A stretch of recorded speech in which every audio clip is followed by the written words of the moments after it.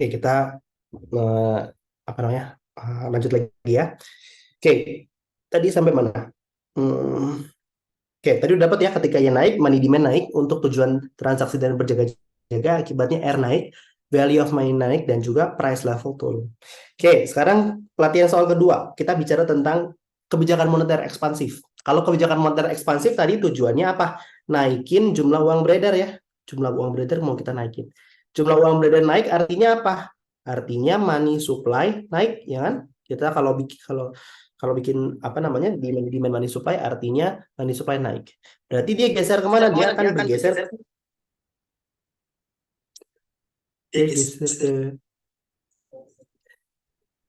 nickel mantle. Oke, dia geser ke kanan. Oke, dia geser kanan akibatnya tercipta keseimbangan baru di mana? Di titik B ini kan? Di titik B. Dia berpindah dari titik A ke titik B. Di titik B ini artinya apa? Artinya pertama, ya kan, quantity of money naik, ya kan? Berarti jumlah uang beredar pasti naik, akibatnya kuantitas of money keseimbangan naik. Terus apa yang bisa kita observe di sini? Pertama, di titik A ke titik B artinya pertama sebelum value of money turun, apa dulu turun? R turun ya. Tingkat suku bunga keseimbangan turun, akibatnya apa? Value of money juga turun. Oke. Kalau ketika value of money turun, kalau 1 per P turun berarti P-nya naik. Digambarkan dari dia turun ke bawah. Kalau makin ke bawah, P itu makin gede ya. Bacanya kebalik kalau P. Oke, sampai di sini ada pertanyaan dulu untuk money market.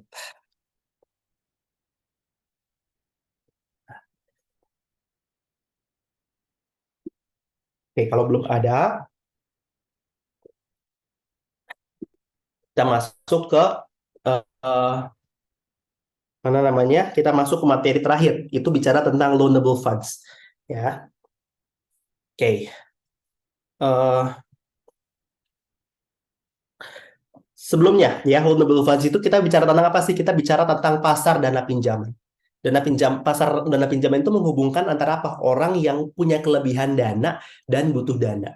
Orang yang punya kelebihan dana dia akan nabung, dia akan save. Nah, diputerin sama banknya dikasih ke orang yang butuh dana. Oke. Nah, sekarang yang pertama, kita kemarin ingat bahwa pendapatan nasional dengan metode pengeluaran itu rumusnya apa? Y itu adalah C ya, consumption tambah investment tambah government expenditure ditambah dengan NX ya, atau net export.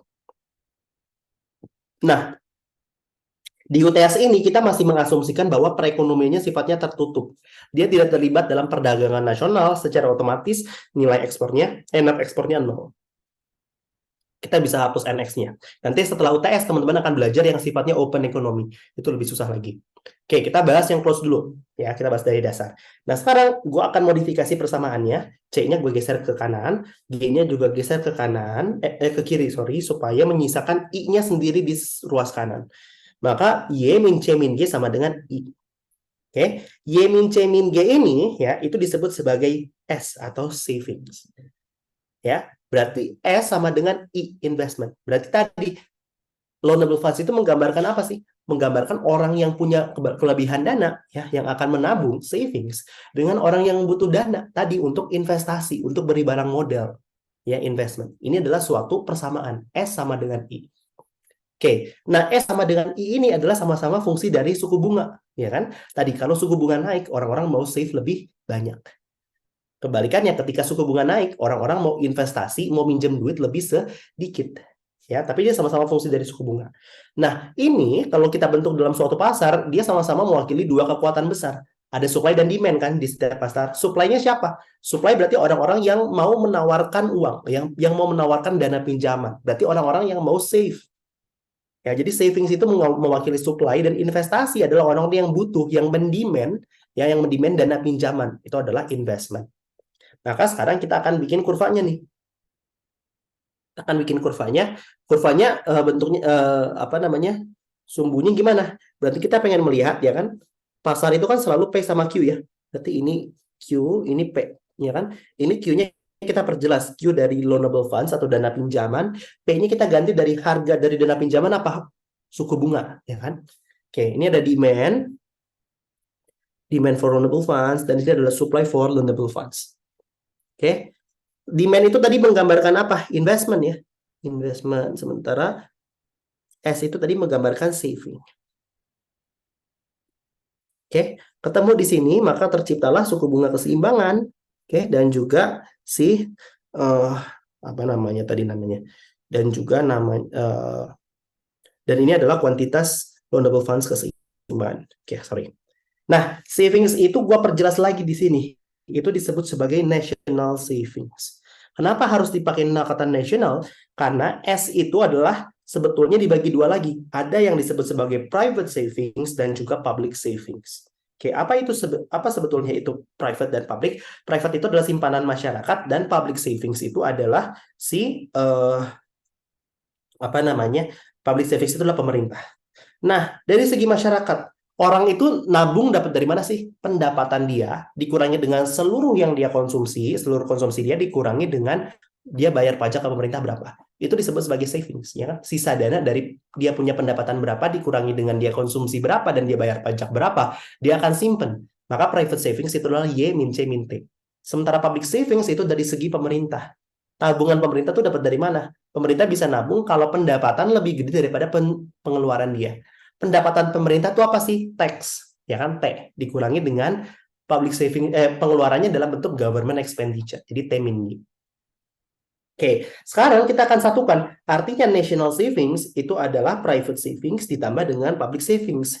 Kita masukkan private savings itu adalah Y min C min T, public savings itu adalah T min G. Maka sekarang kita bisa bikin nih, kita bisa buka kurvanya. Kita bisa buka kurvanya, jadi dia adalah S itu sama dengan Y min C min T plus T min G. Ada yang bisa kita coret nggak? Bisa, min T plus T. Artinya apa? Berarti S sendiri itu adalah Y min C min G. Ini menjelaskan yang tadi gue bilang di awal bahwa Y min C min G itu adalah S. Gitu. Oke, sekarang kita ambil satu kasus latihan. Contoh, ketika pemerintah itu menerapkan menaikkan government expenditure. Ya, atau lebih ekstrim lagi pemerintah menetapkan kebijakan budget defisit. Budget defisit itu artinya apa sih? Budget defisit itu adalah si T-nya lebih kecil daripada government-nya. Ini tujuannya apa? Ini kalau teman-teman pernah belajar di SMA adalah kebijakan fiskal kontraktif. Naikin masyarakat, naikin pengeluaran pemerintah, kurangin tax. Ya, maka budgetnya jadi defisit. Ketika budget defisit artinya apa? Public savings gimana? Public savings negatif, ya kan? T-nya kan lebih besar daripada G. Dan secara otomatis national savings gimana? National savings turun ya. Belum tentu negatif, bisa aja private savingsnya masih lebih gede, tapi pasti turun ketika public savings negatif. Akibatnya apa? Ketika national savings turun, national savings itu tadi kalau di pasar loanable funds mewakili apa? Mewakili demand apa supply? Mewakili supply. Berarti supply loanable funds-nya turun atau geser ke kiri. Oke, sekarang kita lihat di sini nih. Tadi ini R, tadi ini quantity of loanable funds, lalu kemudian tadi ini adalah apa tadi namanya? Tadi ini adalah demand for loanable funds, ini adalah supply of loanable funds. Oke.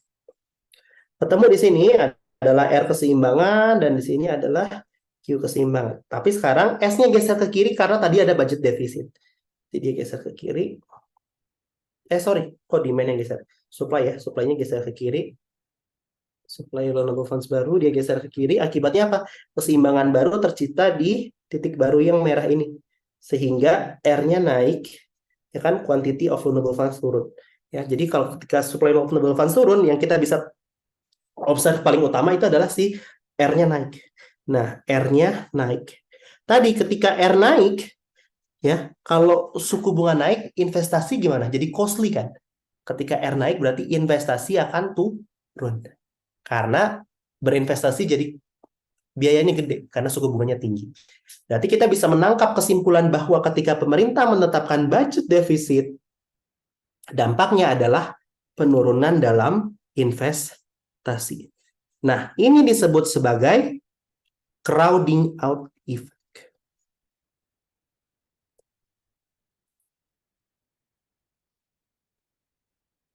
Jadi dampak dari peningkatan belanja pemerintah atau lebih ekstrim lagi budget defisit dari pemerintah itu akan berpengaruh pada investasi dengan mengurangi investasi.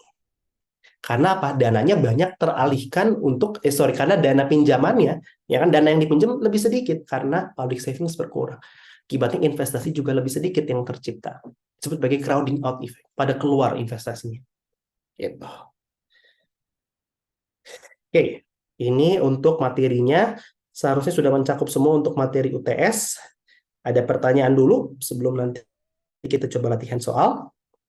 Tadi gue lihat ya, mulai dari pendapatan nasional sampai biaya hidup, masuk ke economic growth, ketenaga kerjaan, masuk ke sistem moneter, kita bahas uang dan perbankan, dan kebijakan moneter, ada juga money market equilibrium, ya. Dan yang terakhir kita bahas loanable funds, kita bahas tentang pasar dana pinjaman. Oke, sampai sini ada pertanyaan dulu. Mau balik lagi ke perubahan demand pengaruhnya ke money demand pengaruhnya ke price level. Oke, kita lihat ya. Perubahan money demand itu ngaruhnya ke price level. Oke, sekarang kita lihat contoh, gue pakai contoh yang tadi ya, biar gampang. Tadi kasus pertamanya adalah Y-nya naik, ya kan? Ketika Y naik, berarti dampaknya apa? Money demand naik. Untuk tujuan apa? Tujuan bertransaksi, ya kan? Tujuan tadi bertransaksi dan juga berjaga-jaga. Kalau pendapatan naik, tadi uh, money demand naik untuk bertransaksi. Sama berjaga-jaga juga. Kalau Y naik, money demand naik. Maka kita lihat tadi ketika Y naik, money demand naik. Berarti money demand geser kemana? Money demand geser kanan. Ya, akibatnya tercipta apa namanya keseimbangan baru dari titik A itu ke titik B. Sekarang kita lihat, kita analisis perubahannya. Pertama, ini sebelum value of money, ini sumbunya apa? R, ya kan? Berarti R naik. Oke, sekarang sumbunya udah ganti jadi value of money, berarti otomatis value of money juga naik. Oke, sekarang kita ambil sumbu sebelah kanan, berarti P-nya gimana? P-nya ke atas ya. Dari P ke P star, P-nya ke atas. Nah, tapi P ke atas itu bukan berarti price levelnya naik. Kenapa? Karena sumbunya arahnya ke bawah. Makin ke bawah, makin tinggi. Jadi kalau ke atas malah makin rendah. Maka price levelnya turun. Itu. Masih bingung kah? Berarti deflasi kah? Belum, ya, itu artinya deflasi. Kalau P turun artinya deflasi, betul. Oke, beda antara deflasi dan disinflasi ya. Ini tambahan. Antara deflasi sama disinflasi.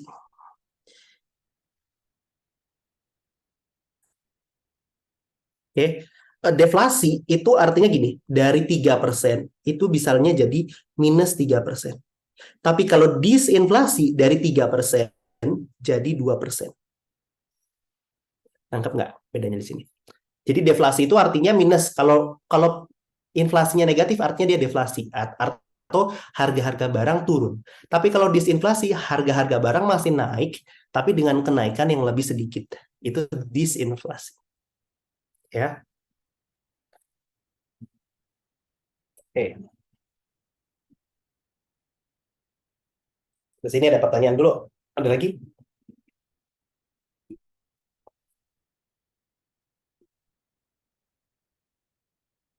Kalau belum ada, kita coba latihan soal ya. Gue download dulu sebentar soalnya ya. Hmm, tadi diminta pakai ini ya. Uh, 2000 berapa tadi? 2002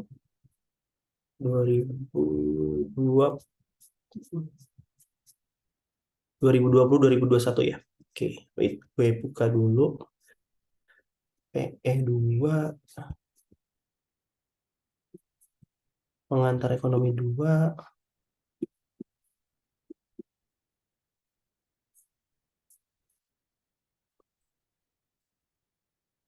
Ini 2020 2021 UTS.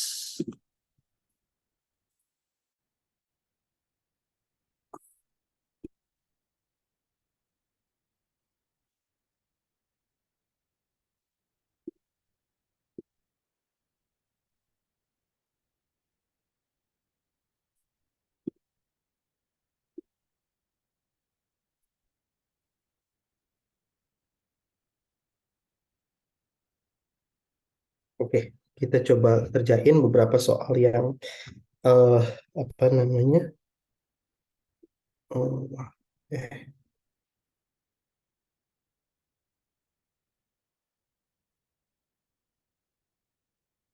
Oke,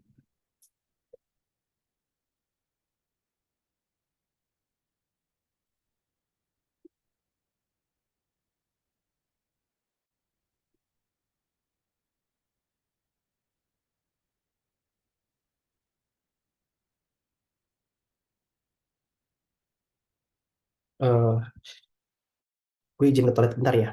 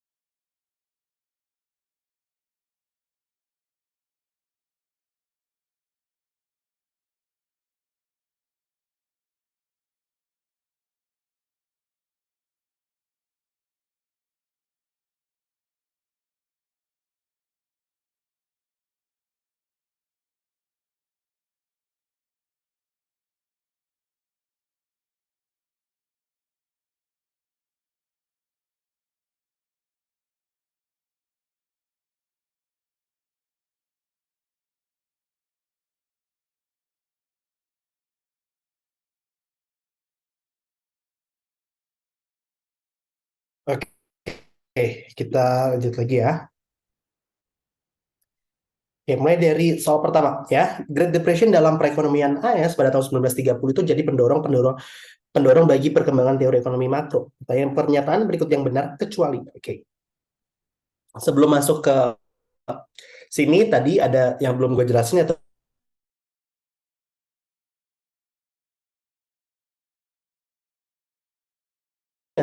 pada saat itu adalah cuman yang kita pelajari di PS1 adalah mikroekonomi. Dulu belum ada mikro, belum ada makro. Ekonomi itu ya PS1 mikroekonomi. Oke. Orang-orang penekanan mikroekonomi itu apa? Market efisiensi kan. Oke, Adam Smith bilang bahwa efisiensi itu akan tercapai kalau kita serahin semuanya ke pasar. Pemerintah nggak usah campur tangan. Oke, kasih semuanya ke pasar, supply demand akan menentukan harga yang akan menentukan alokasi Q-star paling efisien. Kan itu penekanan dari apa namanya mikroekonomi. Oke, tapi kemudian eh, terjadilah sebuah peristiwa yang disebut sebagai Great Depression di tahun 1930-an di US pada saat itu. Itu terjadi ketika setelah Perang Dunia Kedua, orang-orang udah habis-habisan kan keluar duit banyak, terjadilah sebuah depresi. Depresi itu tadi apa? Resesi ya, resesi tapi yang terjadi terus-menerus. Namanya depresi. Ini depresi besar. Jadi periode yang sangat lama. Oke. Nah, pada saat itu orang-orang mempertanyakan, kok kita udah pakai teori ekonomi nih yang bilang bahwa serahin semuanya ke pasar, pasti efisien, pasti alokasinya pas, paling bagus, paling efisien. Tapi nyatanya adalah kita terjebak terus-menerus dalam depresi besar-besaran, kita nggak bisa keluar-keluar. Maka muncullah pada saat itu Keynes yang mempelopori dan juga banyak ekonomi-ekonomi lain yang membawa nafas baru dalam perekonomian. Dia bilang bahwa Keynes menekankan bahwa nggak bisa kita serahin semua ke pasar karena ada yang namanya market failure atau kegagalan pasar. Harus butuh intervensi pemerintah di sini untuk memperbaiki outcome atau hasil dari pasar itu sendiri. Oke, maka Keynes menekankan bahwa Keynes lebih menekankan pentingnya peran pemerintah di sini. Maka kita kenalah makroekonomi. Maka tadi banyak pembahasan itu fokusnya di sisi pemerintah kan. Karena Keynes menekankan bahwa pemerintah nggak bisa tinggal diam. Dia harus ikut dalam beberapa kasus, dalam beberapa aspek memperbaiki, menentukan kondisi outcome dari pasar. Itulah yang menyebabkan pada saat itu AS akhirnya keluar dari Great Depression. Nah, mulai dari saat itu mulailah berkembang teori ekonomi yang disebut ekonomi makro, yang fokusnya adalah di pemerintah atau negara. Oke, dan kita mulai pakai saat ini. Lalu kemudian untuk membedakan, ya kan, memisahkan antara pandangan ekonomi mikro dan makro, ya, diciptakanlah yang namanya tadi mikro dan makro. Sebelumnya nggak ada mikro makro, semua ekonomi. Dan mikro itu disebut sebagai ekonomi klasik. Ya, jadi pandangan lama. Gitu. Nah, sekarang kita lihat mana pernyataan yang benar di sini. Satu, teori pandangan klasik gagal menjelaskan pengangguran tinggi berkepanjangan selama terjadinya Great Depression. Betul ya, kayak gue cerita gue tadi. Dan yang kedua, Great Depression. Sebelum Great Depression, peran pemerintah hanya terbatas pada memastikan bahwa pasar bekerja dengan baik dan anggaran pemerintah selalu seimbang. Betul. Ya, peran pemerintah sangat sedikit sebelum terjadinya si depresi besar-besaran ini. Yang C, proses keseimbangan pasar seharusnya dapat mengembalikan perekonomian ke kondisi full employment. Harusnya sih bisa, tapi kenyataannya ya enggak. Enggak. Buktinya terjadi Great Depression kan. Kita nggak bisa balik ke kondisi full employment. Kita terjebak dalam full employment. Kenapa? Karena dalam kasus tersebut pemerintah harus ambil andil untuk menaikkan tadi konsumsi masyarakat. Oke, jadi ini apakah pasti akan mengembalikan? Enggak. Jadi C, salah. Yang D, dalam periode permintaan swasta yang rendah, pemerintah seharusnya menstimulasi permintaan agregat dalam perekonomian. Betul ya. Ketika orang-orang lesu nih, orang-orang nggak punya duit untuk beli barang dan jasa, harus di sini pemerintah harus gerak. Dia kasih bantuan sosial, kasih subsidi ke masyarakat supaya orang-orang punya pendapatan lebih, dan dia punya pendapatan lebih, dia bisa beli barang dan jasa, perekonomiannya muter tuh. Kalau dia beli barang dan jasa berarti produksi naik, pendapatan nasional naik. Gitu. Jadi yang kurang tepat di sini mana? Yang C. Kenapa? Karena teori ini tidak terbukti dengan adanya Great Depression pada tahun 1930-an. Oke. Kita masuk nomor 2. Manakah aktivitas berikut ini yang masuk dalam perhitungan PDB? Petani beli traktor bekas. Masuk nggak? Nggak. Karena tadi menyalahi apa? Karakteristik diproduksi pada periode tersebut. TNI AU beli pembelian alutsista modern. Masuk nggak? Masuk ya? Oke. Pendapatan yang diterima dari penjualan saham Bank BNI. Kalau kita jual saham Bank BNI, BNI-nya tuh jadi makin bagus nggak? Terpengaruh nggak? Enggak. Yang untung kan yang jual saham. Dia cuma memindahkan kepemilikan saham ke orang lain. Tapi tidak ada value baru, tidak ada nilai baru yang tercipta. Oke, maka transaksi keuangan nggak dihitung. Jasa mekanik untuk memperbaiki radiator mobilnya sendiri tidak diperdagangkan, tidak tradable, artinya tidak ada market value. Jadi yang benar adalah yang mana? Yang B. Oke, nomor 3. Tahun 2020 di Genovia, rumah tangga membelanjakan G-nya sebesar 10.000 untuk barang dan jasa. Oke, ditambah dengan pembelian peralatan modal dan persediaan sebesar 3.500. Kok ada persediaan sih? Ya, jadi investasi itu sebetulnya meliputi 2. Ada yang disebut sebagai belanja barang modal, dan yang kedua disebut sebagai persediaan atau inventory. Persediaan inventory ini adalah apa? Adalah production ya dikurangi dengan sales. Ya, artinya apa? Oke, production dikurang sales itu artinya gini. Kita udah produksi barang nih. Kita udah produksi barang tapi belum kejual.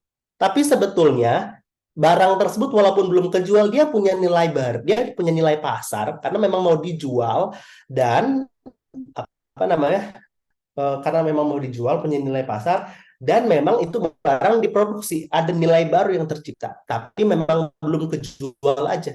Kalau belum kejual, artinya dia belum kehitung tuh di pendapatan nasional, karena tadi kita waktu ngitung pendapatan nasional secara matematis itu kan adalah pendapatan kurang pengeluaran, belum ada orang yang keluarin duit, maka itu belum masuk dalam pendapatan nasional. Oke, jadi sisa ini ya production yang tidak ke sales, yang tidak kejual ini kita tambahkan ke dalam pendapatan nasional yang dalam bentuknya adalah investasi. Jadi investasi konsist dari dua ya, dari pembelian barang modal dan juga inventory. Oke. Terus belanja pemerintah sebesar 4.500. Ini rumah tangga ya. Berarti ini tadi consumption ya, ini C. Ini tadi ini adalah si G ya. Oke. Sementara nilai impor melebihi ekspor sebesar 500. Berarti di sini NX-nya positif atau negatif. Impor lebih daripada ekspor, berarti artinya negatif 500. Karena kita jumlah berarti Y adalah C plus I plus G plus NX. Berarti tadi berapa? 10.000 ya tambah 3.500 ditambah dengan G-nya berapa? 4.500, 18.000 dikurang 500, 17.500. Oke. Yang nomor 4. Andrea Hirata adalah seorang novelis bestseller di Indonesia. Salah satu bukunya Sang Pemimpi pertama kali terbit tahun 2006, lalu terus dicetak ulang hingga saat ini. Dan jika pada tahun 2020 lalu, buku Sang Pemimpi dicetak ulang sebanyak 10.000 kopi. Oke, dan berhasil terjual sebanyak 9.000 kopi ya dengan harga 60.000 per bukunya. Maka pernyataan di bawah ini yang benar adalah satu, hasil penjualan buku Sang Pemimpi nggak masuk dalam perhitungan PDB pada tahun 2020 karena bukunya diproduksi tahun 2006. Enggak, ya. 2020 itu tetap diproduksi walaupun itu pertama terbitnya 2006. Ya, tetap ada barang baru yang tercipta di 2020. Maka penjualannya, ya produksi dan penjualannya pasti dihitung dalam PDB 2020. Oke, A salah ya. Yang B, yang termasuk dalam perhitungan PDB tahun 2020 hanyalah hasil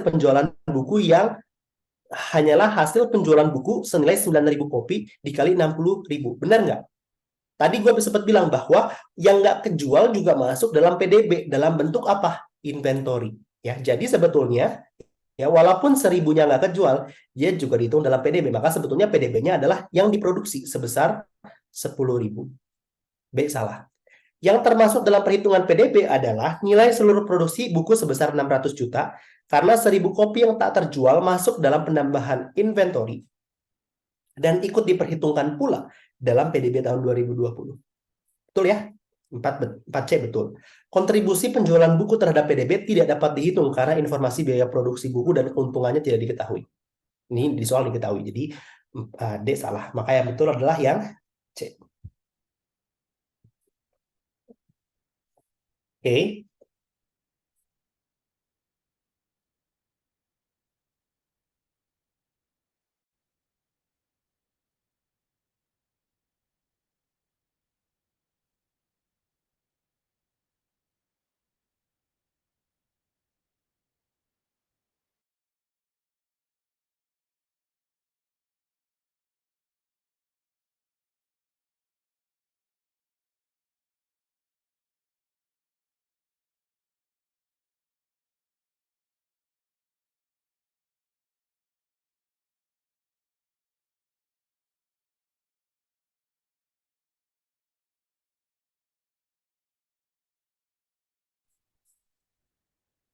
Ke skip tadi, keputus ya tadi.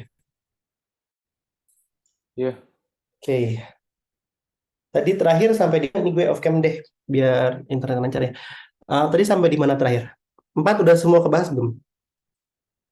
Nomor 5, masuk nomor 5 ya. Oke. Sip.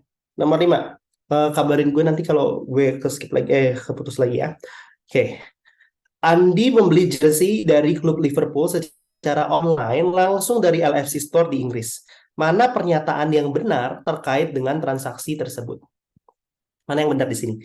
Meskipun ekspor neto Indonesia berkurang, oke, kenapa ekspor neto Indonesia berkurang? Dia impor kan, berarti impor naik, NX turun. Oke. PDB Indonesia tidak terpengaruh karena pembelian jersey merupakan barang impor, bukanlah bagian dari PDB. Terpengaruh nggak PDB Indonesia? Rumus PDB aja, rumus pendapatan nasional aja tadi M-nya ada M kan, kurang M kan. Jadi sebetulnya PDB terpengaruh, yaitu dalam hal apa? Ketika NX turun, Y akan tuh. Oke. Yang B, pembelian jersey yang merupakan barang impor akan mengurangi ekspor neto sehingga PDB Indonesia juga akan mengalami penurunan. Betul ya? Jadi kalau jersey berarti ekspor neto turun dan juga PDB Indonesia turun. Oke, karena pembelian jersey dilakukan oleh orang Indonesia, maka konsumsi rumah tangga akan meningkat sehingga PDB Indonesia pun akan meningkat. Enggak, konsumsi yang dimaksud dalam C itu adalah konsumsi untuk barang-barang domestik. Oke, yang D, komponen impor dan konsumsi rumah tangga dalam PDB sama-sama naik sehingga PDB Indonesia juga mengalami kenaikan. Enggak. Jadi yang betul adalah yang B. Oke, pertanyaan sampai sini?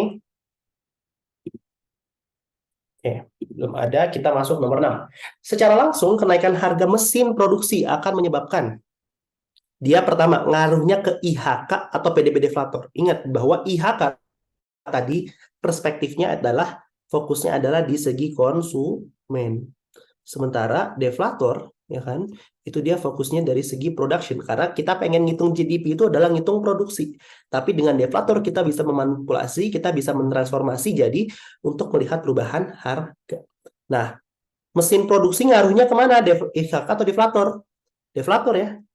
Jadi ini salah, ini salah. Oke, mana yang benar di sini? Kenaikan PDB deflator di satu sisi, namun turun IHK di sisi lain. IHK nggak turun sih. Yang benar adalah yang D. PDB deflator sehingga berkontribusi pada inflasi berdasarkan perhitungan PDB deflator. Ini ya. Oke, pertumbuhan ekonomi diukur dengan menghitung nilai PDB yang memasukkan unsur inflasi. Enggak. Ini kalau memasukkan unsur inflasi masih bentuknya apa? PDB nominal ya, GDP nominal. Oke, menghitung pertumbuhan real agar terlepas dari inflasi. Betul. Tadi kita tujuan menghitung real adalah karena nominal itu ada perubahan harga, kita mau isolasi perubahan harganya. Maka kita pakai kuantitas yang kita pakai harga yang fix di tahun dasar supaya bisa mengamati perubahan kuantitasnya aja. Oke, yang C pertumbuhan deflator bukan IHK. Enggak, ini kedua-duanya bukan ngitung pertumbuhan ya, tapi ngitung inflasi. Dan yang D menghitung pertumbuhan pendapatan faktor-faktor produksi. Itu enggak ada. Ya, yang B jawabannya. Oke, berikut adalah data-data negara small field dan negara large field. Negara small field memiliki populasi sebesar 2.800, di mana 700 diantaranya bekerja dengan uh, apa namanya, di mana 700 diantaranya bekerja rata-rata selama 8 jam per hari, 8 jam per hari dan memiliki produktivitas sebanyak uh, sebanyak 88 unit. Sementara negara large field memiliki populasi sebesar 5.000, di mana 2.500 diantaranya itu kerja selama 6 jam per hari dan memiliki produktivitas sebesar 82 unit. Oke, berdasarkan data-data tersebut, uh, mana yang benar? Di sini dia membandingkan antara PDB real sama produktivitas. Mana yang lebih tinggi, large field atau small field. Oke, wait, gue pastiin dulu. Ini waktu itu ada perbedaan jawaban. Bentar ya. Uh,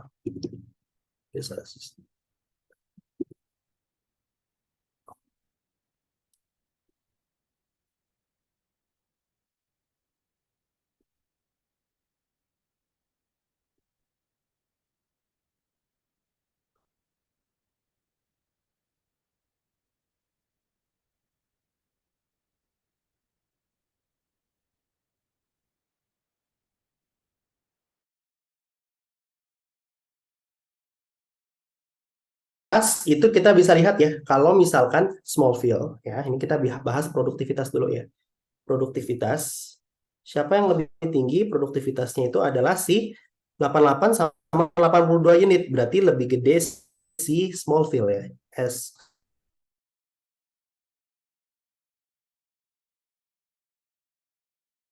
daripada si large field. Oke.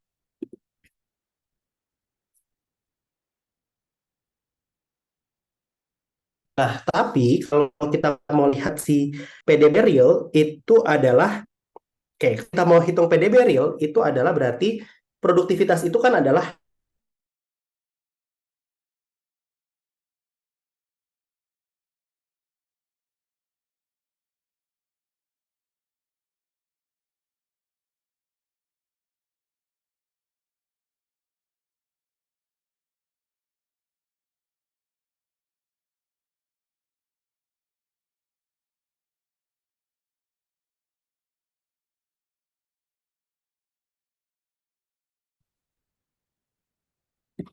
Oke, sorry.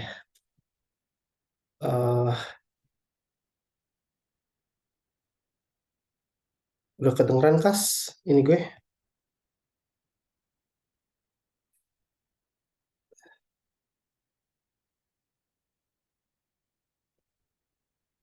Udah ya? Oke. Sekarang tinggal yang tab. eh, Screen. Oke. Mudah-mudahan udah normal. Ini gue udah ganti internet. Oke. Tadi sampai di mana ya? Kan yang ini. Oke, ini. Tadi kita sampai ke, oke, produktivitas kita udah tahu bahwa si small field lebih besar daripada large field. Sekarang kita akan lihat si PDB real. PDB real itu adalah, sebentar, sebelum masuk ke PDB real, kita harus tahu dulu bahwa produktivitas itu adalah Y per L. Ya kan? Maka kalau kita mau nyari Y gimana? Mau nyari Y itu adalah berarti Y per L kita kalikan dengan L kan? Berarti ini adalah apa? Produktivitas. Ini adalah jumlah tenaga kerja. Kan? Ini produktivitas. Ini adalah si jumlah tenaga kerja. Maka kita hitung dulu sekarang si produktivitasnya kita hitung dulu GDP realnya si siapa? Small field dulu. Berarti GDP realnya berapa? GDP realnya itu adalah uh, uh, produktivitasnya sebesar 88 dikalikan dengan total tenaga kerja. Nah, tenaga kerjanya ini di mana? Ini adalah 700 ya dikalikan dengan 8 ya. Jumlah orang yang bekerja dengan dia bekerja sehari berapa. Ya, karena kita hitung unit itu adalah unit produktivitas itu di sini dinyatakan dalam per orang per jam. Maka kita kalikan 88 dikali 8 kali 700. Berapa hasilnya? Itu hasilnya adalah 8 kali 8 kali 700, hasilnya 492.800. Oke, sekarang Y untuk large field. Y untuk large field itu adalah yang bekerja 2.500 ya, sorry. Produktivitasnya dulu 82 unit. Unitnya ini adalah per tenaga kerja per jam. Berarti tenaga kerjanya 2.500 ya. Dia bekerja rata-rata selama berapa? Selama 6 jam. Oke, maka 82 kali 6 kali 2.500 hasilnya adalah 1.230.000. Artinya apa? Berarti GDP real dari LV lebih besar daripada GDP real dari small field. Berarti kita bisa dapat kesimpulan bahwa produktivitasnya yang lebih gede adalah small field, GDP-nya yang lebih gede adalah si large field. Yang benar adalah yang B. Oke. Ada pertanyaan dulu sampai sini nomor 8. Ini agak susah. Tapi teman-teman pakai konsepnya aja, pakai konsep yang ini nih. Bahwa ya kan, pakai konsep matematis bahwa karena Y per L itu adalah produktivitas, kalau kita mau kaliin Y, kaliin aja dia dengan L. Gitu. Kenapa di sini kita perlu kali dia dengan waktu? Karena di sini Y per L-nya dinyatakan Y per L per W, ya per waktu. Gitu. Oke. Nomor 9. Melakukan digitalisasi dalam sistem pengadaan barang dan jasa dan layanan perizinan publik merupakan salah satu kebijakan pemerintah yang untuk mendorong pertumbuhan ekonomi melalui apa? Modal fisik, lingkungan iklim usaha, modal manusia, dan stabilitas ekonomi. Mana? Adalah lebih tepat mempengaruhi iklim usaha. Kenapa? Iklim usaha itu dipengaruhi oleh apa? Oleh si kepastian. Ya, kepastian apa? Kepastian tentang regulasi. Regulasinya jelas nggak? Kita mau ngajuin izin jelas nggak aturannya apa? Atau kita ada korupsi dulu, ada pungli dulu, dan sebagainya. Ketika certainty-nya itu ada, kepastiannya itu ada, maka iklim usahanya akan baik. Jadi jawabannya adalah yang B. Oke. Nomor 10. Silver King adalah sebuah perusahaan pembuat coklat di sebuah negara. Perusahaan ini produksi 1.280 coklat tiap harinya. Di perusahaan tersebut kerja mulai dari jam 8 sampai 4 dan menghasilkan coklat batangan yang sama per jam. Jika produktivitas Silver King adalah sebesar 16 batang coklat per jam kerja, berapakah jumlah kerja yang harus dipekerjakan oleh perusahaan?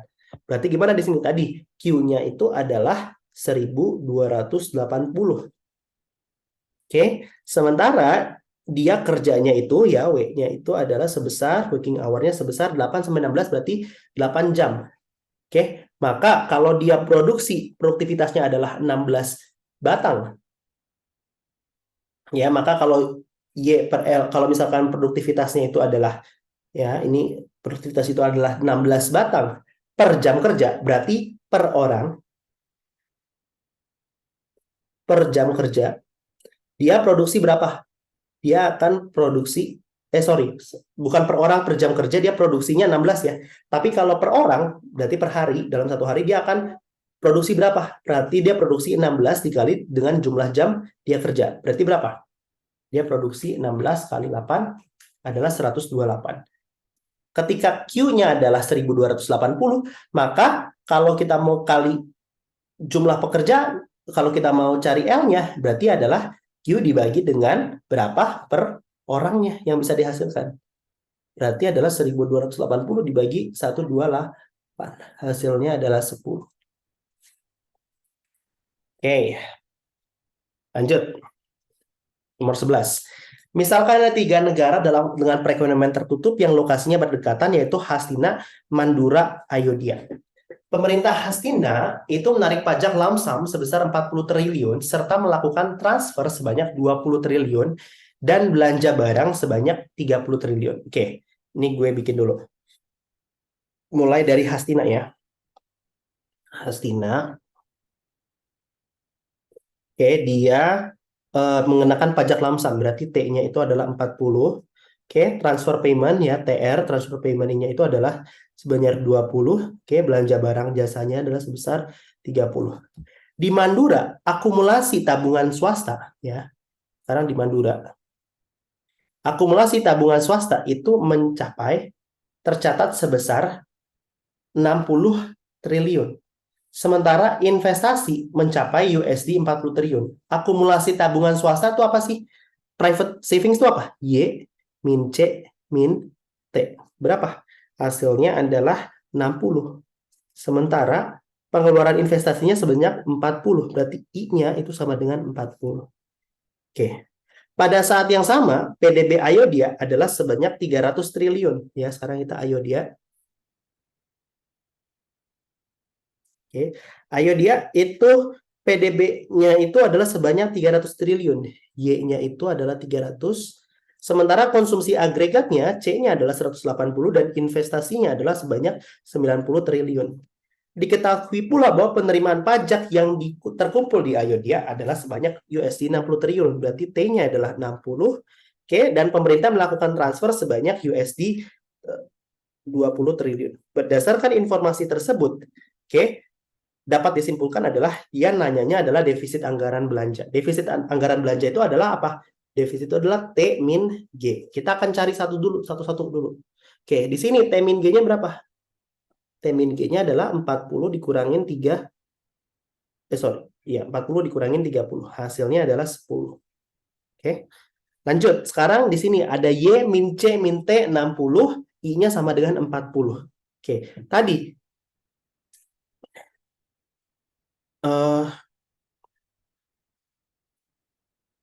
Y min C min T itu adalah 60 ya. Berarti S itu adalah tadi Y min C min T itu ditambah dengan T min G, ya kan?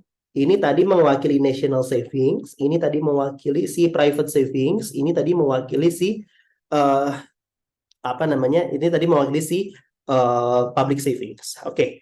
S itu sendiri itu adalah sama dengan I, ya kan? Maka I itu adalah Y min C min T. Maka I itu adalah tadi kita dapat 40. Oke. Y min C min T-nya adalah 60. Maka T min G-nya berapa? T min G-nya adalah negatif 20. Ya, berarti dia defisitnya sebanyak 20. Oke, sekarang ayo dia.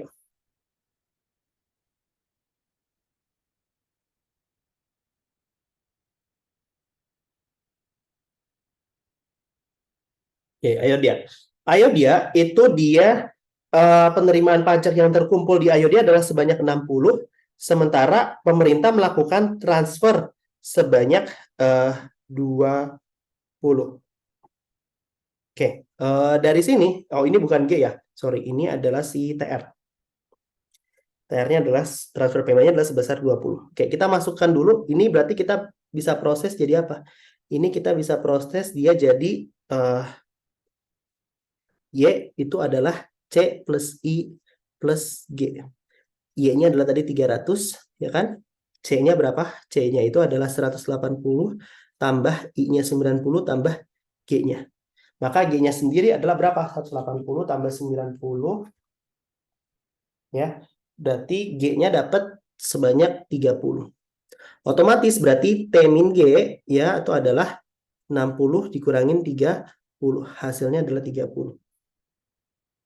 Oke, mana di sini yang lebih paling besar? Yang paling besar itu adalah yang B, ya.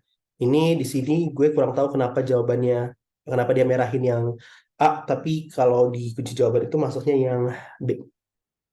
Oke, sampai sini ada pertanyaan dulu, ya. Hati-hati, tadi gue udah sempat sebut, ada yang nanya, transfer payment tuh masuk nggak ke government expenditure? Enggak ya. Ini nggak termasuk, ya. Ini nggak termasuk, ya. Oke, sampai sini ada pertanyaan dulu.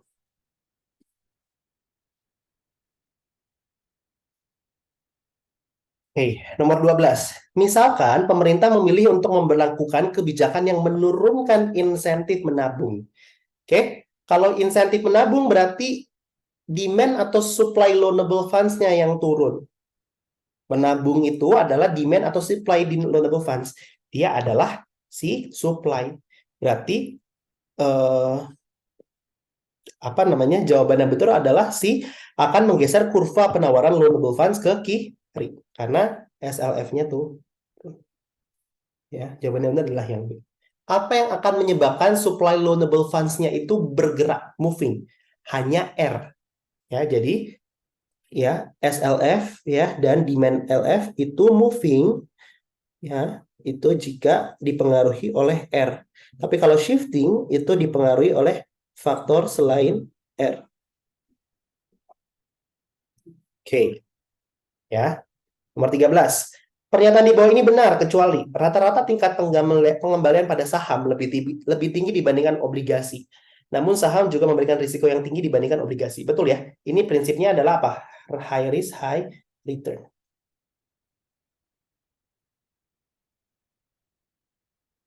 Oke.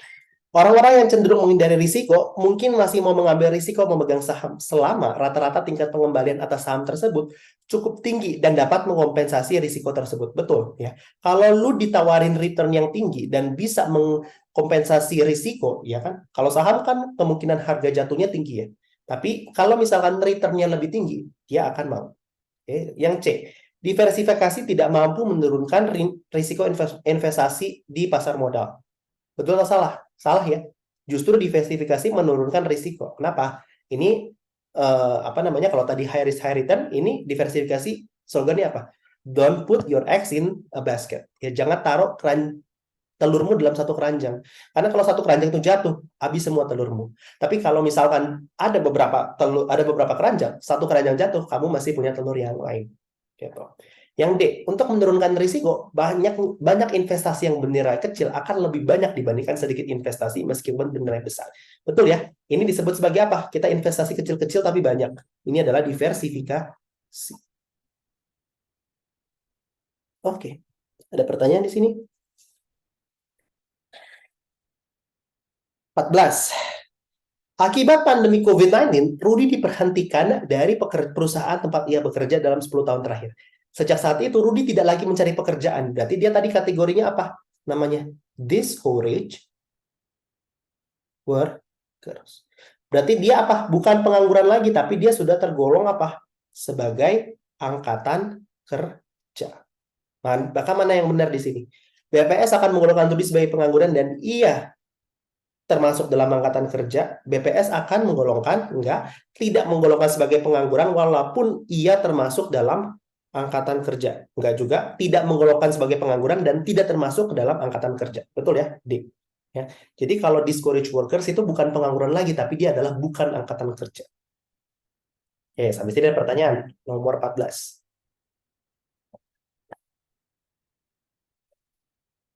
Oke, kalau nggak ada, 15. Sigit sedang mencari pekerjaan sebagai akuntan, tetapi dimanapun ia mengajukan lamaran, para manajer bilang bahwa mereka selalu menerima lebih banyak berkas lamaran dibandingkan posisi yang tersedia. Ini mencirikan apa? Lamaran daripada posisi yang tersedia, ini mencirikan apa? Supply of labor lebih besar daripada demand of labor. Ini adalah pengangguran yang namanya apa tadi? Struktural. Oke. Dewi memiliki gelar sarjana hukum. Beberapa perusahaan telah mengajukan penawaran kepadanya, tapi dia masih belum memutuskan karena masih berharap dapat menemukan pekerjaan yang sesuai dengan keahliannya. Ini tadi ya disebut sebagai apa? Karena tadi pengangguran yang tercipta karena it takes time ya untuk menemukan pekerjaan yang sesuai dengan minat dan bakatnya. Itu disebut sebagai friction. Oke. Sip. Oke, nomor 16. Dewa adalah pemilik perusahaan yang produksi air minum kemasan di Bali. Ada banyak pekerjaan serupa di daerah lainnya. Dewa memutuskan bahwa jika dia bayar pekerja dengan upah yang lebih tinggi di atas upah berlaku, maka labanya akan meningkat. Maka mana? Ini termasuk dalam, ini namanya teori apa tadi? Namanya adalah teori wage efficiency. Oke. Manakah dari berikut ini yang merupakan penjelasan untuk keputusannya? Kalau upah makin tinggi, semakin jarang pekerjanya yang memilih untuk meninggalkan perusahaan. Atau ini artinya apa? Turnover to turun ya. Betul nggak tadi? Salah satu tujuan dari wage efficiency. Betul ya? Oke. Semakin tinggi upah, semakin rendah biaya untuk mendapatkan persediaan yang dibutuhkan. Enggak. Oke. Tinggi upah, tinggi harga jual air kemasan. Nggak ada hubungannya. Upah yang lebih tinggi membuat para pekerjaannya mangkir. Enggak. Justru malah lebih produktif secara teori. Oke, jadi yang betul adalah yang A. Oke. Dani mempertimbangkan untuk menyisihkan sebagian uang sakunya untuk beli ori yang baru saja dikeluarkan oleh Kemenkyu. Tindakan yang dilakukan Dani melihat fungsi dari uang tersebut apa? Uang dia jadikan sebagai penyimpan nilai, store of value. Ini fungsi turunan apa derivatif dia atau fungsi asli? Fungsi turunan. Sementara unit of account ya satuan hitung sama apa namanya alat tukar ya itu adalah si fungsi asli. Oke, jawaban yang benar adalah yang B. Nomor 18, kebijakan bank sentral mengurangi jumlah uang beredar secara optimal adalah tadi nggak kalau mau ngurangin jumlah uang beredar itu namanya kontraktif apa ekspansif. Kalau ngurangin kita kontraksi ya, berarti kontraktif. Oke, tadi rumusnya apa? Turun, turun, jual. Mana di sini? Menurunkan reserve requirement, membeli, salah. Menurunkan, menjual, betul nggak? Turun, turun, jual. Salah ya. Harusnya, sorry, kalau kontraktif, sorry ya, salah, salah, salah. Kontraktif itu adalah naik, naik, jual. Ya, kalau ekspansif baru turun, turun, beli. Oke, tadi menurunkan salah, beli salah. Nurun salah, jual benar. Meningkatkan betul, jual betul. Meningkatkan, membeli salah. Yang benar adalah yang C. Ya, gue ulang ya. Kalau kontraktif rumusnya naik, naik, jual. Ekspansif, turun, turun, beli. Oke. Itu pertanyaan nomor 18. Kalau nggak ada, kita masuk nomor 19. Maraknya e-commerce dalam kemajuan teknologi membuat masyarakat lebih mudah melakukan konsumsi secara daring. Dalam menerapkan teori kuantitas uang dan mengasumsikan jumlah uang beredar dan output tetap, maka mana? Kan teori kuantitas uang tuh apa sih? M, ya kan? V itu sama dengan P dikali dengan Y, ya kan? Sekarang dia bilang M sama Y-nya tetap. Maka tadi kalau misalkan ada kemajuan teknologi, V-nya naik. Maka V naik pasti bisa berpengaruhnya kemana? Cuman ke P doang. Ya, jadi kecepatan dan perputaran uang meningkat. Gitu. Tapi sebetulnya kalau tidak ada asumsi ini, sebetulnya V itu adalah ngaruhnya ke Y, ya. Sementara M itu ngaruhnya ke P. Tadi ada yang nanya kah?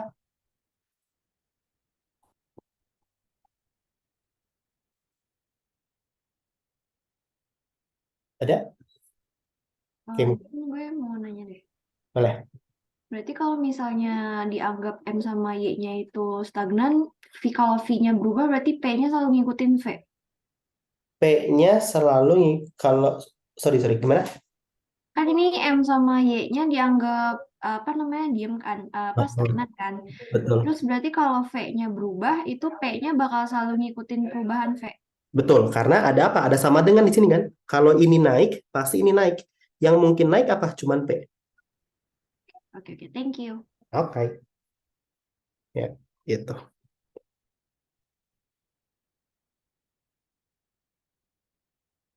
Lanjut nomor 20, soal terakhir yang PG.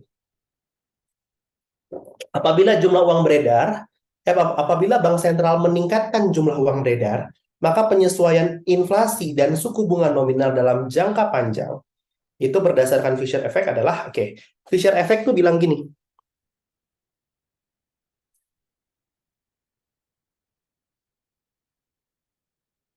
Oke, Fisher Effect tuh gini. Sebelum Fisher Effect, gue masuk dulu ke Fisher Equation.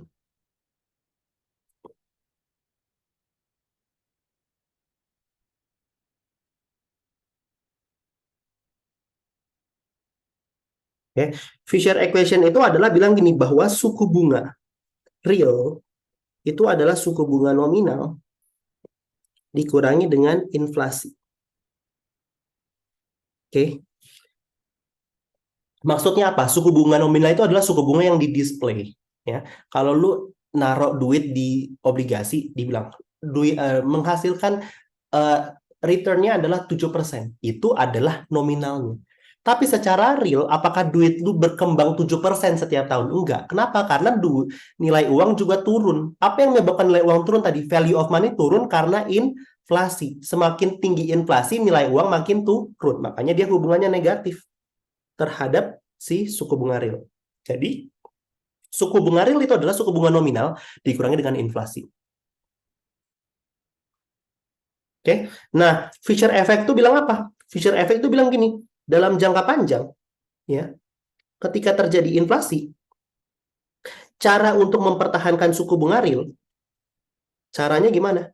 Dengan menaikkan suku bunga nominal. Jadi Fisher Effect itu pengen bilang bahwa kenaikan suku bunga nominal dalam jangka panjang akan selalu mengikuti pergerakan dari inflasi untuk mempertahankan suku bunga real. Gitu. Jadi jawaban yang benar yang mana? Yang benar adalah yang D. Gitu. Pertanyaan sampai di sini? Oke.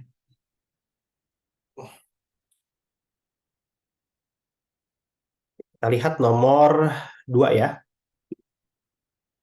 Kita lihat esai. 1. Gambarkan interaksi antara perusahaan, rumah tangga, dan pemerintah dalam perekonomian tertutup menggunakan diagram circular flow dan jelaskan dari mana pernyataan there's an equality of income and expenditure. Oke. Ini gua kayaknya ada gambarnya deh. Ya. Pasar aneh. Nih. Ya, ini adalah gambar dari si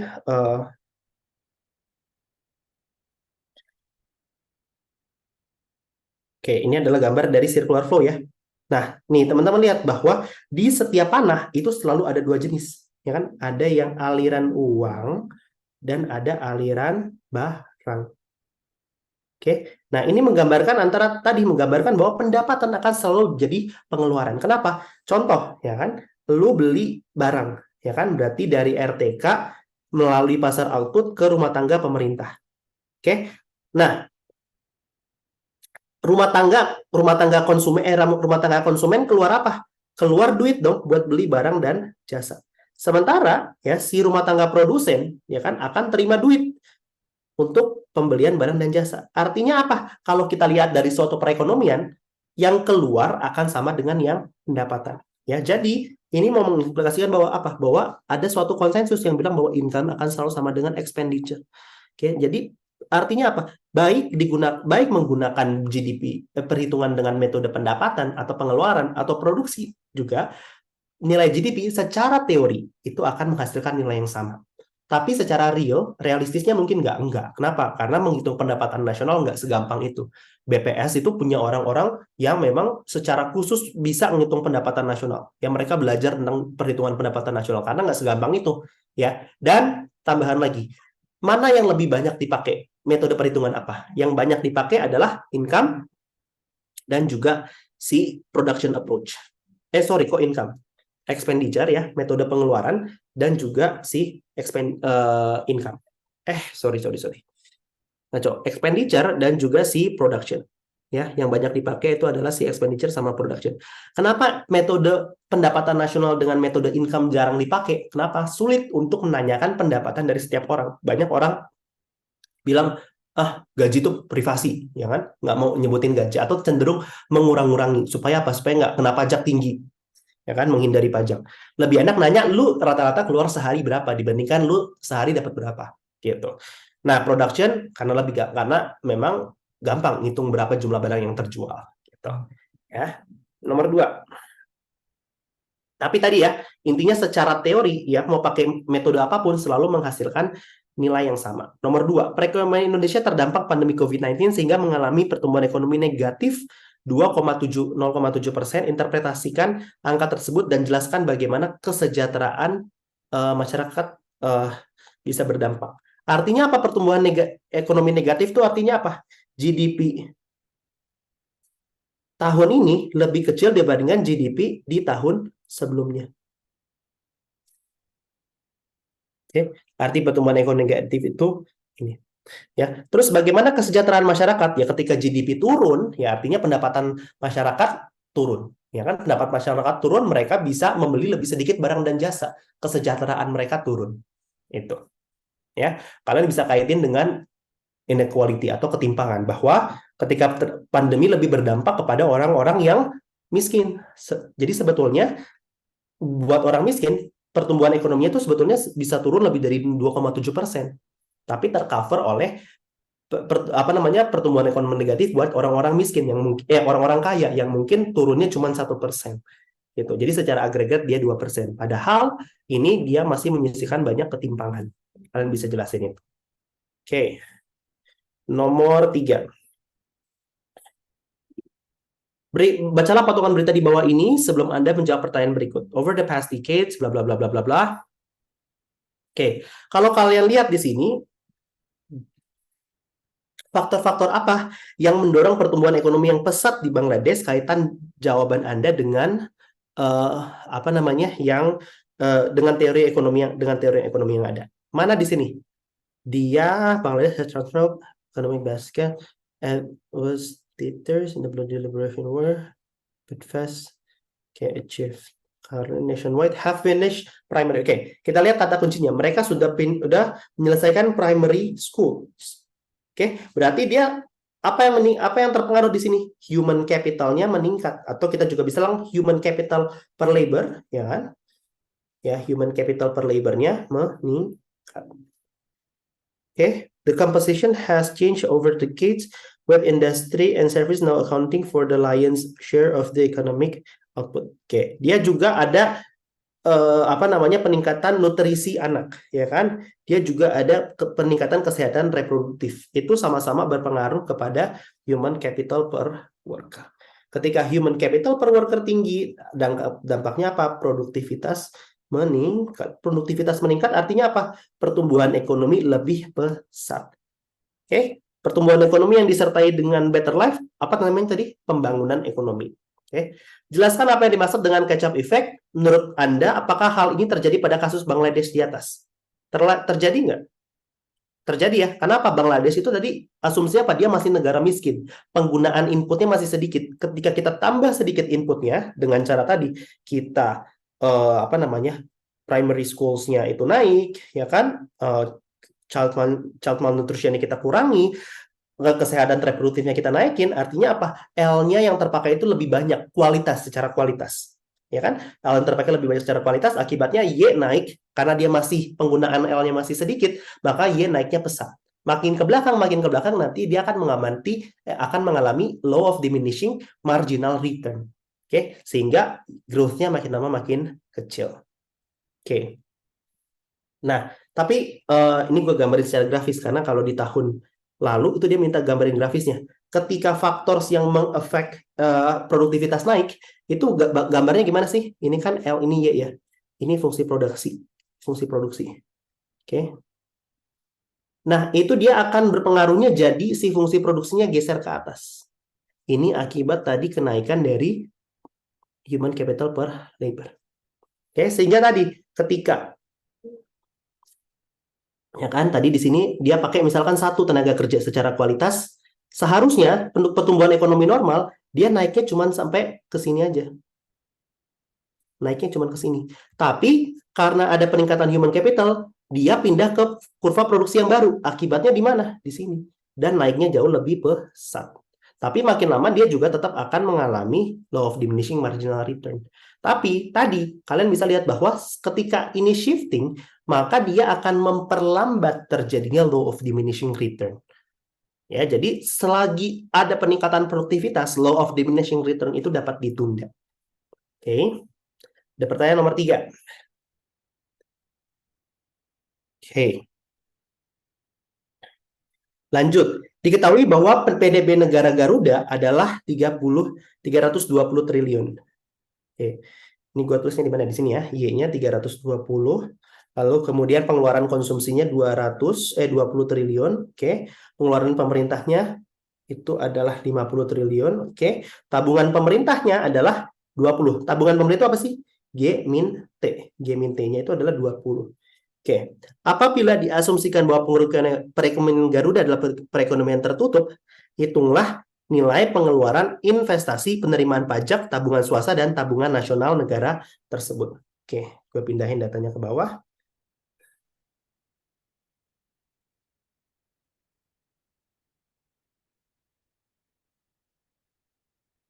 Oke, pertama, ya kan, tadi dia minta untuk cari apa dulu? Investasi dulu ya. Investasi. Oke. Investasi ya itu kan sama dengan S ya. Investasi sama dengan S sama dengan apa? Y min C min G ya kan? Plus T min G. Sorry, gue lupa. Tadi dia bilangnya apa di sini ya? Dia bilang tabungan pemerintah ya. Tabungan pemerintah itu G min T apa T min G? T min G ya. Sorry, gue salah tadi. Ini T min G. Ya, T min G-nya 20. Oke. Oke. Ini T min G 20. Balik lagi ke sini, maka kita tinggal masukkan angkanya. Berarti 320 kurang 20 kurang 50 tambah dengan T min G-nya udah dapat 20. Oke, jadi I-nya berapa di sini? 320 kurang 20, 300 kurang 50, 250, 270. Loh, dapat. Pertanyaan kedua dia tanya apa? Pertanyaan kedua dia tanya penerimaan pajak, tabungan swasta sama tabungan nasional. Oke. Tabungan penerimaan pajak berarti T-nya itu berapa? T min G adalah 20. Oke. G-nya berapa? 50 kan diketahui. Maka T-nya itu adalah 70. Loh. Oke. Yang ketiga, dia tanya mengenai si tabungan privat ya. Berarti private savings ya, private savings. Itu adalah tadi ya berapa? Y min C min G. Adalah 320 kurang 20 kurang 50. Hasilnya tadi berapa? 250. Yang keempat, dia tanya tadi national savings. S sama dengan I. Tadi kita udah tahu I-nya berapa. I-nya adalah 270. Oke.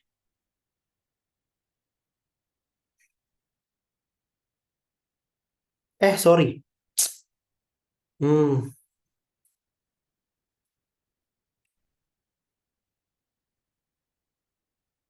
Oke, sorry. Ini gue agak ada salah. Gue ulang ya. Ulang.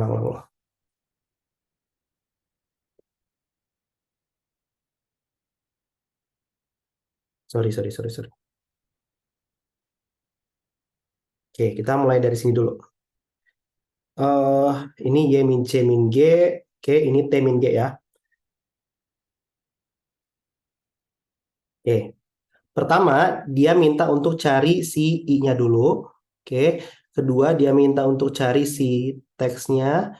Tiga, dia minta cari private. Dan empat, dia minta untuk cari si mana namanya? Si S-nya. Oke, kita mulai dari yang nomor satu ya. Nomor satu, tadi kesalahan gue adalah tadi bukan Y min C min G ya, tapi Y min C min T. Nah, sementara T-nya di sini belum dikasih tahu, baru ditanya di kedua. Maka rumus yang lebih tepat untuk kita pakai adalah kita sebetulnya bisa pakai ini dulu. Y itu sama dengan C plus I plus G. Asumsi perekonomian tertutup. Oke, masukkan 320. C-nya adalah 20. Ininya adalah ditanya. G-nya adalah sebesar 50. Dapat. I-nya adalah sebesar 150. Oke, nomor 2. T-nya berapa? Tadi T min G itu adalah 20. G-nya berapa tadi? 50. Oke, maka T-nya adalah sebesar 70. Oke, sekarang private savings. Private savings itu adalah apa? Y min C, bukan min G ya, min T. Oke, berarti 320 dikurangin dengan 20 dikurangin dengan 70. Loh, hasilnya berapa? Hasilnya adalah sebesar 130. Oke, sekarang terakhir national savings. National savings itu adalah S, dia sama dengan I. Tadi sudah datang I-nya ada 150.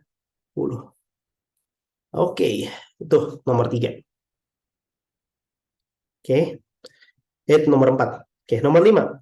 COVID-19 continues to slow down Indonesia's economy, and this may have severe impacts on recent graduates entering the job market for the first time. The pandemic will worsen the labor market for Indonesia's young candidates in 3 ways.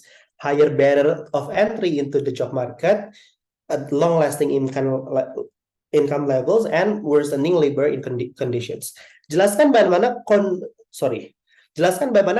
pandemi COVID-19 yang terjadi saat ini akan berdampak pada pengangguran di pasar kerja di masa yang akan datang. Oke. Nih, teman-teman kalian bisa lihat penjelasan sini bahwa COVID itu akan mempengaruhi revenue untuk turun secara dramatis, sehingga hasilnya perusahaan bakal gimana? Untuk mempertahankan bisnisnya supaya nggak kolaps, dia kurangin cost-nya. Caranya apa? Dia pecat karyawan. Akibatnya apa? Dia akan membuat demand untuk workers berkurang, sementara supply-nya bertambah. Oke? Nah, dampaknya apa? Dia akan menghasilkan labor market yang lebih kompetitif. Kenapa? Karena banyak yang mendemand, banyak yang nge-supply, tapi demand-nya kurang. Kalau siklus ini terjadi terus-menerus, maka akan terjadi structural unemployment pada masa depan tadi, ketika supply of demand lebih besar daripada demand of labor. Oke, dan masyarakat tidak dapat menemukan pekerjaan yang sesuai dengan skill-nya, sehingga harus menemukan skill baru, serta pekerja menjadi marginalized. Gitu. Teman-teman di sini bisa kembangin argumennya apapun, nggak ada yang benar, nggak ada yang salah. Oke, yang B. Seorang kandidat calon wali kota mengadakan kampanye untuk mempromosikan programnya. Salah satunya adalah menurunkan angka pengangguran serendah mungkin dan targetnya mencapai angka 0%. Bagaimana tanggapan Anda sebagai mahasiswa FEB untuk program unggulan kandidat tersebut? Oke, mungkin nggak kan pengangguran itu jadi 0%. Nah, ada yang disebut sebagai natural rate of unemployment. Sebelum ke situ, gue kesini dulu. Ada yang disebut sebagai GDP potensial. Oke, GDP potensial itu apa sih? GDP potensial itu adalah GDP pada saat kita GDP yang paling maksimal yang mungkin dicapai oleh si negara tersebut, ya kan? Kan kita berharap supaya GDP kita naik-naik terus. Tapi pertanyaannya bisa naik sampai kapan? Dia bisa naik sampai paling maksimal disebut sebagai GDP potensial. Ya, negara-negara kayak China, kayak kayak China, kayak US itu sudah mendekati GDP potensialnya, sudah hampir maksimal. Oke, nah GDP potensial maksimal ini pengertiannya apa? Itu adalah GDP yang tercapai ketika sudah memakai seluruh faktor produksi. Seluruh faktor produksi. Tadi faktor produksi itu apa sih? Input itu apa sih? Kita lebih fokus ke tenaga kerja, ke L ya. Artinya berarti seluruh tenaga kerja udah terserap dong. Udah udah dipekerjakan dong. Artinya nggak ada pengangguran dong. Enggak. Tetap sudah ada pengangguran, tapi yang tersisa hanya tersisa disebut sebagai natural rate of unemployment. Oke, natural rate of unemployment itu bilang apa? Adalah tingkat pengangguran yang diasosiasikan dengan GDP potensial atau GDP pada saat sudah full employment. Ya, pada saat sudah memakai seluruh faktor produksi. Tetap ada unemployment, yaitu adalah apa yang nggak bisa dihentikan, yaitu adalah unemployment yang disebabkan oleh struktural dan juga si friksional. Tapi kalau pengangguran siklikal, kan kita sudah GDP-nya udah paling maksimal, berarti siklus ekonominya udah paling maksimal banget, udah nggak mungkin naik turun lagi. Jadi sudah tidak ada pengangguran siklikal. tersisa struktural dan friksional. Disebut sebagai natural rate of unemployment, pengangguran natural. Oke, nomor 6. Bank aku menerima dana pihak ketiga sebanyak 120 juta dan selanjutnya nasabah mendapatkan pinjaman dananya di bank kamu. Oke. Lalu kemudian bank sendiri sentral menetapkan reserve requirement sebanyak 12,5%. Jelaskan menggunakan analisis di account proses penciptaan uang pada bank aku dan kamu. Oke, apabila bank aku dan kamu tidak menerapkan kebijakan excess reserve. Oke, kita bikin dulu yang A ya. Kita bikin 6A, tidak no excess reserve. Berarti tadi, ya kan, gue bikin dulu di bank aku ya. Bank aku, berarti tadi ada orang punya 120 juta. Dia taruh di sini. Kan, 120 juta. Tadi reserve requirement-nya berapa? Reserve requirement-nya adalah 12,5%. Berarti yang dia hold berapa? Yang dia jadiin reserve itu adalah sebesar 15 juta. Oke, sementara yang dia pinjaman, yang jadikan pinjaman adalah sebanyak 105 juta. Oke, lalu kemudian 105 juta ini taruh ke orang ketiga, taruh orang kedua. Orang kedua taruh di bank, apa tadi namanya? Ada aku sama kamu, ya kan? Berarti dia taruh 150 juta. Oke, berarti yang di hold berapa sama dia? Yang di hold itu adalah si 13.125 ini yang reserve. Oke. Sementara yang di pinjaman itu nilainya adalah sisanya dapat 91875. 91875. Oke. Lalu kemudian sama si pinjaman ini dipinjamin lagi ke orang ketiga ya 91875. Asumsinya tadi cuma ada 2 bank kan, aku sama kamu. Berarti boleh nggak kita pakai rumus untuk ngitung jumlah uang beredar atau money supply-nya? Ya, itu adalah 1/R kali monetary base. Boleh nggak? Nggak boleh. Karena apa? Karena ini asumsinya adalah banknya tak hingga. Ya kan? Dia nambah-nambah terus sampai 0. Tapi di sini cuma 2. Berarti kita jumlahkan manual. 120 tambah 150 tambah 91875 adalah 316875. Oke. Sekarang yang B. Apabila bank aku tidak menerapkan kebijakan excess reserve, tapi kamu itu excess reserve sebanyak 2,5%. Oke, kita mulai. Kita ulang. Ya, berarti tadi ada 120 juta ya ditaruh di aku. Oke, di 120 juta. Berarti ini sama 15 jutanya yang di hold. Oke, sementara di sini 105 juta. Oke, dia taruh. Dia kasih ke orang kedua taruh ke orang ketiga. Ya, ini kamu.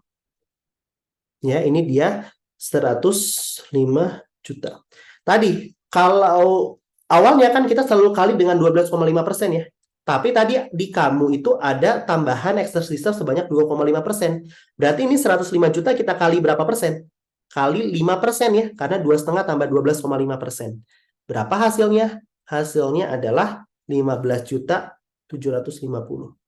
Maka yang dia bisa puterin hanyalah tinggal 89.250.000.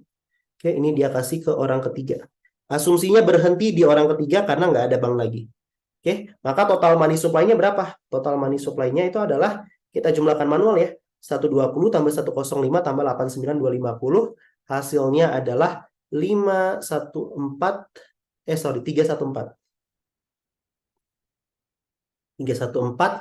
250.000. Oke, sekarang yang C disuruh bandingin. Apa bedanya? Bahwa ketika ada excess reserve, ya kan? Ketika ada excess reserve, maka jumlah uang beredar semakin sedikit. Kenapa? Karena proses penciptaan uangnya terhambat. Banyak yang ditahan, lebih sedikit yang dipinjemin. Akibatnya proses penciptaan uang terhambat. Gitu. Oke. Kita lihat nomor terakhir 7. Jelaskan perubahan tingkat suku bunga. Oke, berarti dia minta untuk money market ya. Ketika pertama, masyarakat cenderung mau untuk pegang uang lebih banyak untuk berjaga-jaga. Oke, kita bikin dulu kurvanya ya. Oke, ini tadi value of money ya. Value of money artinya 1/P. Oke, kemudian di sini ada P. Oke. Lalu ini ada quantity of money. Ini ada money supply. Dan ini ada money demand. Oke, ini gua copy dulu karena kita punya 2 soal di sini. Oke, satu di sini. Satu lagi di sini.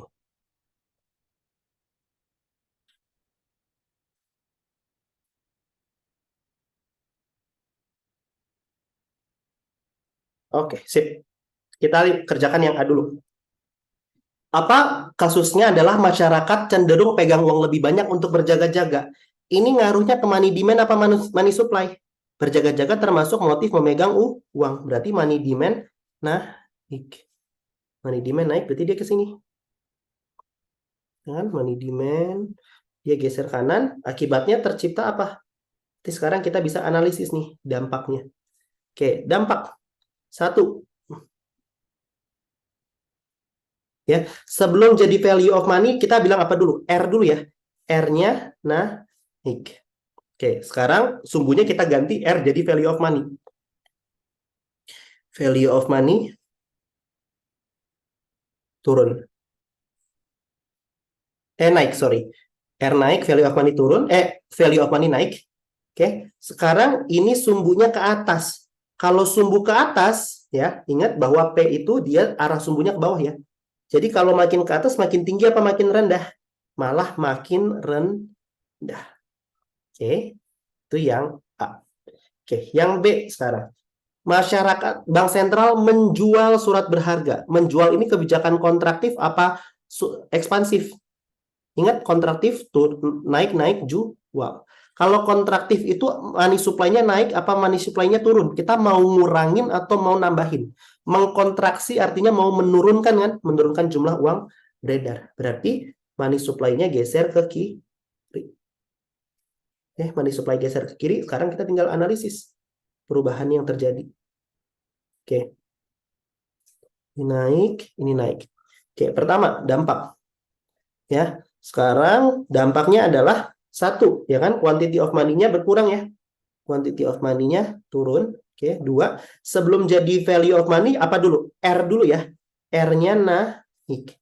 R naik. Sekarang R kita ganti jadi value of money. Value of money naik. Yang terakhir, P-nya ke atas. Kalau P ke atas, P turun apa P naik? P-nya naik. Oke. Jadi jawaban yang benar adalah yang sorry. Kok P naik? Ulang ya. Kalau P ke atas, P-nya naik apa turun? Makin ke atas makin turun. Jadi P-nya turun. Oke. Sampai di sini nomor 7 ada pertanyaan dulu.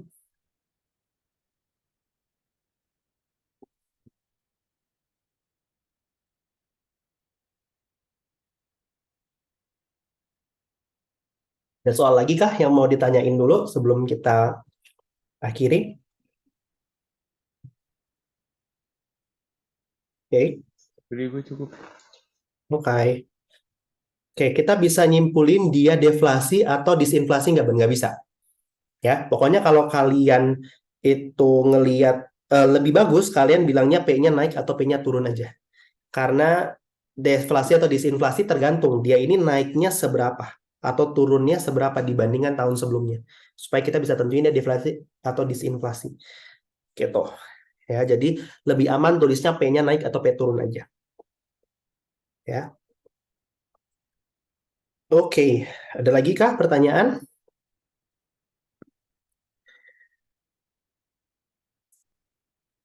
Aman ya? Oke, kalau sudah paling itu untuk hari ini. Thank you teman-teman udah belajar bareng. Semangat belajar dan reviewnya lagi. Kalau nanti masih ada pertanyaan, boleh titip pertanyaan lewat Dipo atau mau langsung PC ke gua, boleh. Oh, ada lagi. Kenapa?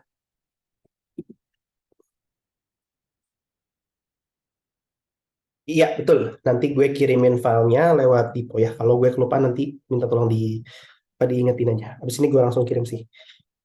Ya, oke. Itu aja. Paling thank you teman-teman semuanya. Semangat. Semoga lancar ujiannya hari Senin. Thank you. Thank you, Kak. Yo.